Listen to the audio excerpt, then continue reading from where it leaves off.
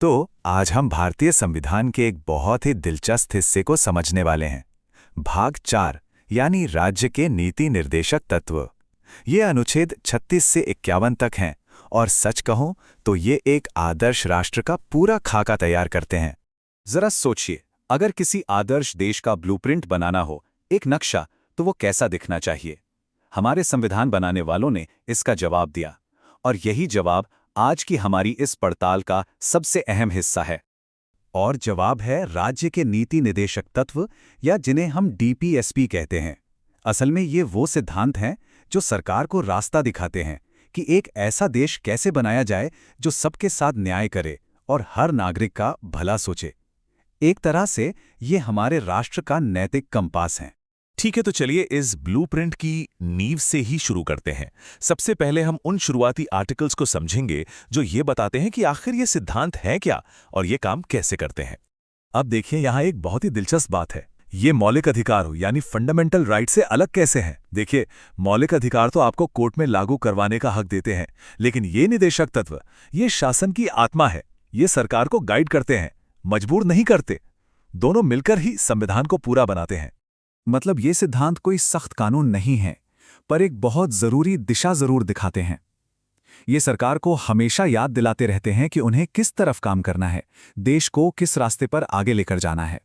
तो शुरुआत करते हैं अनुच्छेद 36 से। ये बहुत ही सीधा सा है। ये बस इतना कहता है कि भाग 4 के लिए राज्य शब्द का मतलब वही है जो भाग 3 यानी मौलिक अधिकारों के लिए था। मतलब केंद्र सरकार, राज्य सरकारें, संसद, सारी सरकारी संस्थाएं। अब आते हैं अनुच्छेद 37 पर, और ये बहुत जरूरी है। ये साफ करता है कि इन सिद्धांतों को आप कोर्ट में जाकर लागू नहीं करवा सकते, लेकिन कानून बनाते समय इन्हें लागू करना राज्य का एक मौलिक कर्तव्य है। ये कोई कानूनी मजबूरी नहीं, बल्कि एक नैतिक जिम्मेदारी है। और आखिर इस ब्लूप्रिंट का असली लक्ष्य क्या है? अनुच्छेद 38 हमें बताता है एक ऐसी सामाजिक व्यवस्था बनाना जिसमें न्याय हो। मतलब सामाजिक, आर्थिक और राजनीतिक न्याय पक्का करना, और आय से लेकर अवसर तक हर तरह की असमानता को कम करना। चलिए अब आगे बढ़ते हैं और उन अनुच्छेदों को देखते हैं जो न्याय और समानता के असली स्तंभ हैं। और हाँ, इन्हें अक्सर परीक्षा के पसंदीदा भी कहा जाता है, क्योंकि ये वाकई बहुत महत्वपूर्ण है। और ये रहा हमारा सुपरस्टार अनुच्छेद 39। इसमें 6 बहुत जरूरी बातें हैं। स्त्री पुरुष दोनों को रोजी रोटी का समान अधिकार, देश के संसाधनों का इस्तेमाल सबकी भलाई के लिए हो, पैसा कुछ ही हाथों में इकट्ठा ना हो, समान काम के लिए समान वेतन मिले, और मजदूरों और बच्चों को शोषण से बचाया जाए। ये आर्थिक नीति की जड़ है। अब अनुच्छेद 39 के इन सभी हिस्सों को याद रखने के लिए एक जबरदस्त ट्रिक है। बस ये कुछ शब्द याद रखिए: आजीविका, संसाधन, समानता, वेतन और शोषण मुक्त बचपन। ये एक लाइन में सब कुछ समेट देता है। और फिर है 39A, जो ये पक्का करता है कि न्याय सिर्फ अमीरों के लिए ना हो। ये अनुच्छेद मुफ्त कानूनी मदद का इंतजाम करता है ताकि हर कोई न्याय पा सके, चाहे उसकी आर्थिक हालत कैसी भी हो। तो अब हम उन अनुच्छेदों पर आते हैं जो एक कल्याणकारी राज्य, एक वेलफेयर स्टेट बनाने के लिए समाज और शासन का पूरा ढांचा तैयार करते हैं। यहां हम देखते हैं कि संविधान कैसे जमीन से जुड़कर एक मजबूत सिस्टम बनाता है। शुरुआत होती है अनुच्छेद 40 से, जो ग्राम पंचायतों के जरिए गांव के लेवल पर सेल्फ गवर्नेंस की बात करता है। फिर ये लोगों के कल्याण की ओर बढ़ता है। अनुच्छेद 41 में काम और शिक्षा के अधिकार के साथ, और 42 में काम करने की अच्छी जगह और मैटरनिटी लीव को पक्का करता है। और आखिर में आर्थिक मजबूती पर फोकस करता है। अनुच्छेद 43 में मजदूरों के लिए एक अच्छी पगार, और 43A में इंडस्ट्री के मैनेजमेंट में उनकी हिस्सेदारी। इसके बाद संविधान का फोकस सामाजिक सुधारों पर जाता है। अनुच्छेद 44 एक समान नागरिक संहिता का लक्ष्य रखता है, जो आज भी एक बड़ी बहस का मुद्दा है। फिर अनुच्छेद 45 भविष्य की नींव रखता है, 6 साल से कम उम्र के बच्चों की शुरुआती देखभाल और शिक्षा को पक्का करके।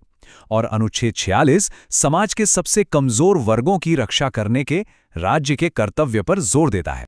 देखिए, एक देश सिर्फ अपने लोगों से नहीं बनता, बल्कि इसकी सेहत, उसके पर्यावरण और उसकी विरासत से भी बनता है।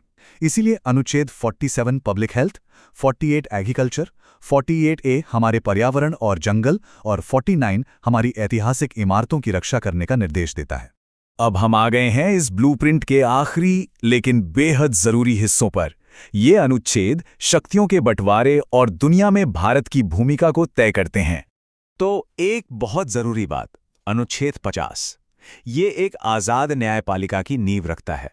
ये पक्का करता है कि हमारी अदालतें सरकार के किसी भी दबाव से मुक्त होकर काम करें। ये हमारे लोकतंत्र के लिए एक बहुत बड़ी गारंटी है। और सबसे आखिर में अनुच्छेद 51, ये हमारे देश के लिए एक ग्लोबल विजन तय करता है कि हमें दूसरे देशों के साथ शांतिपूर्ण रिश्ते बनाने हैं और दुनिया में शांति और सुरक्षा को बढ़ावा देना है। और इन दोनों को याद रखने के लिए एक बहुत ही आसान सी ट्रिक है। 50 मतलब आज़ाद न्याय और 51 मतलब विश्व शांति। ये इन आखिरी अनुच्छेदों का पूरा सार बता देता है। तो कुल मिलाके बात यह है, जब हम मौलिक अधिकारों को जो नागरिकों को हक देते हैं और इन निर्देशक तत्वों को जो राज्य को कर्तव्य बताते हैं, एक साथ मिलाते हैं, तब जाकर हमारे संविधान की एक उत्तम तस्वीर बनती है। ये एक ही सिक्के के दो पहलू हैं। और आखिर में एक सवाल जो हम सबको सोचना चाहिए कि आज़ादी के इतने सालों बाद आज का भारत अपने संविधान बनाने वालों के इस आदर्श ब्लूप्रिंट पर कितना खरा उतर पाया है। इस पर सोचना हम सभी के लिए जरूरी है।